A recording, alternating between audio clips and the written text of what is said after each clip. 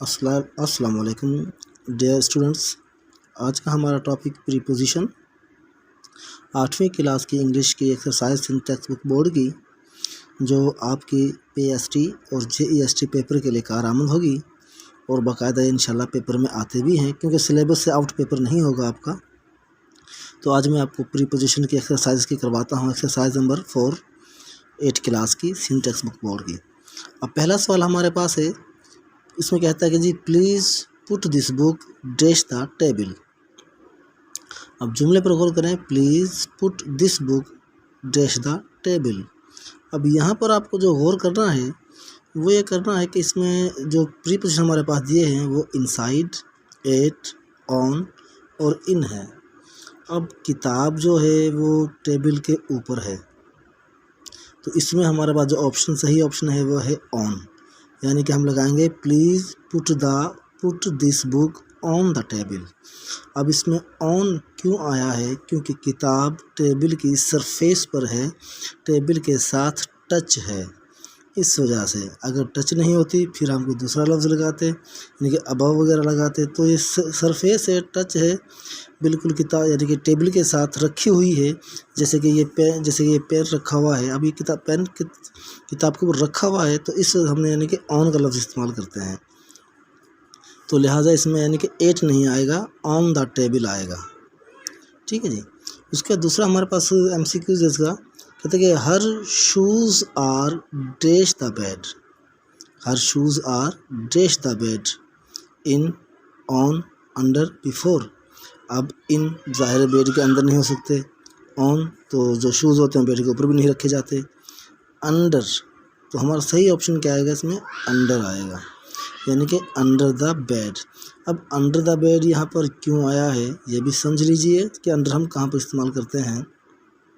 यानी कि अंडर हम वहाँ पर इस्तेमाल करते हैं जो यानी कि चीज़ नीचे तो है लेकिन वो भी टच नहीं कर रही हो, सरफेस यानी कि बेड के साथ बिल्कुल चिपके हुए नहीं है जूते ना, बिल्कुल शूज़ उस बेड के साथ चिपके हुए नहीं। अगर चिपके हुए होते फिर हम यानी कि अंडर इस्तेमाल नहीं करते। ठीक है, तो लिहाजा यानी कि बेड के नीचे हैं, अंडर हैं, तो इस वजह से हम यानी कहते हैं इसको यानी कि अंडर द शूज़, यानी कि इस बेड के नीचे हैं जूते ना। उसके बाद दूसरा हमारे पास सवाल है, my teacher is dash the class. तो यहाँ पर आएगा my teacher is in the class. At नहीं आएगा, अबव नहीं आएगा, बिलो नहीं आएगा, तो क्लियर नज़र आ रहे हैं।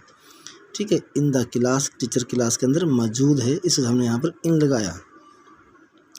उसके बाद a huge crowd is waiting dash the stadium. अब कहते हैं कि जी एक बड़ा जो क्राउड है, लोगों की भीड़ है स्टेडियम में, यानी कि इंतज़ार कर रही है। अब कहाँ पर इंतज़ार कर रही है? अब देखें, ऑन, अबव या आउटसाइड या अंडर। अब ज़ाहिर है ऑन से यानी कि स्टेडियम के ऊपर तो लोग चढ़े हुए नहीं हैं, अबव भी ऊपर है, आउटसाइड बाहर यानी कि बाहर, स्टेडियम के बाहर लोग इंतज़ार कर रहे हैं। तो यहाँ पर हम क्या इस्तेमाल करेंगे? यानी कि आउटसाइड द स्टेडियम, यानी स्टेडियम के बाहर की तरफ लोग इंतज़ार कर रहे हैं, crowd. Their house is dash the school dash there school. अब कहता है कि देयर हाउस इज़, अब एट, नियर, इन, बिलो, तो यहाँ पर क्या आएगा? नियर आएगा, नियर देयर स्कूल, यानी कि उनका स्कूल उनके घर के करीब है।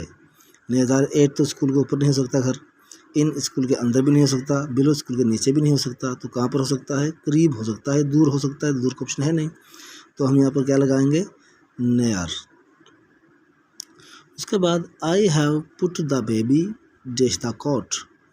आई have put the baby dash the coat, यानी कि बेबी को क्या कोट पहनाया गया, तो बेबी कहाँ पर है? कोट के अंदर है, तो लिहाजा क्या लगेगा? इसमें इन लगेगा। ये चीज़ ध्यान में रखें कि एट नहीं आएगा, बिफोर नहीं आएगा, बिहाइंड नहीं आएगा।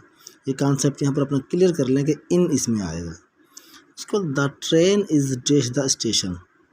अब इसमें इन, एट, अंडर, अबव, तो इसमें क्या आएगा? एट आएगा। The train is at the station, क्योंकि ट्रेन जो है वो स्टेशन पर आई है, स्टेशन पर एक पॉइंट जो है, एक जगह है ट्रेन आने की ना, इस वजह से अब इसमें क्या लगाएंगे? एट लगाएंगे, एक तरफ है, ये नहीं कि पूरे स्टेशन पर रेल यानी बीट खड़ी हुई है, एक पॉइंट जो होता है उसके लिए हम स्टेज यानी कि एट लगाते हैं, एक पॉइंट पर यानी ट्रेन आई है, इस वजह से। वरना दूसरा अगर आम होता तो यहाँ पर ऑन लगा देते। Murree is about 7,000 feet dash the sea level. अब ऑन तो मैंने आपको बताया है कि ऑन यानी कि जब हमारे से कोई चीज़ ऊपर होती है, सरफेस के साथ होती है, वो ऑन लगता है। अब इसमें है बिलो, बिलो यानी कि नीचे। अब नीचे भी नहीं, इस मरी तो सबको पता है कि ऊपर है। बिहाइंड पीछे भी नहीं है। ऑन, ऑन अब उसके सरफेस के साथ टच नहीं है। अबव ऊपर तो है लेकिन वो क्या है, अबव है, यानी कि वो कहीं साइड में ऊपर है, एक जगह पर नहीं, कहीं दूर जाकर ऊपर है। तो लिहाजा उसके लिए हम क्या लगाएंगे, हम अबव लगाएंगे, ना कि यहाँ पर ऑन या एट ऐसा लफ्ज़ कोई हम इस्तेमाल नहीं करेंगे, ऑन इस्तेमाल करेंगे यानी कि अबव इस्तेमाल करेंगे। तो इन MCQs को आप थोड़ा सा याद रखना। ये MCQs ऐसे हैं जो आपके पेपर में आएंगे। इसमें चौथा जो MCQs है, a huge crowd is waiting outside the stadium, ये MCQs लास्ट ईयर 2019-18 में आपके यानी कि JEST के पेपर में आया था। तो इस वजह से इसको जहन में रखिए और इंशाल्लाह इस साल भी इन्हीं में से आएंगे MCQs। ये MCQs अपने जहन में रखिए। और एक काम में कोई और सवाल अगर आप पूछना चाहें, किसी चीज़ की प्रीपोजिशन का यूज़ पूछना चाहें तो आप पूछ सकते हैं, कमेंट में पूछ सकते हैं।